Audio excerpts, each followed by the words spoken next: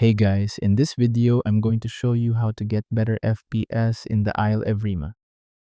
Improving FPS helps reduce lag and gives you smoother gameplay, especially during fights.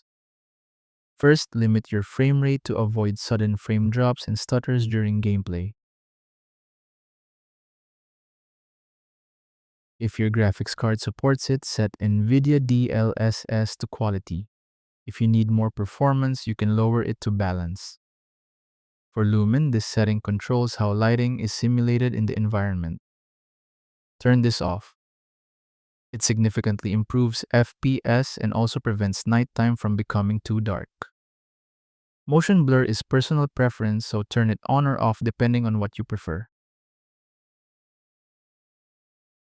Shadows already look good on medium, so keep them there for balanced performance. I personally set shadow smoothing to low since higher settings can make shadows look flickery, and it's also heavy on the GPU. For textures, medium shows a noticeable difference. Going to high or epic doesn't change much visually, and this setting depends on your VRM. Effects on medium or high will make foliage sway in-game.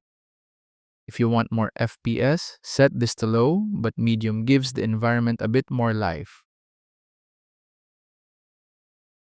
Materials can be set to low, since most assets in the game already look sharp. You can set clouds to static, since you'll mostly be focused on the ground rather than the sky. Finally, set view distance to close, especially for PvP. Player render distance is the same for everyone, so increasing it won't let you see enemies earlier. A higher setting can even obstruct visibility in some cases. And that's how to get better FPS in the Isle Evrima. Thank you so much for watching.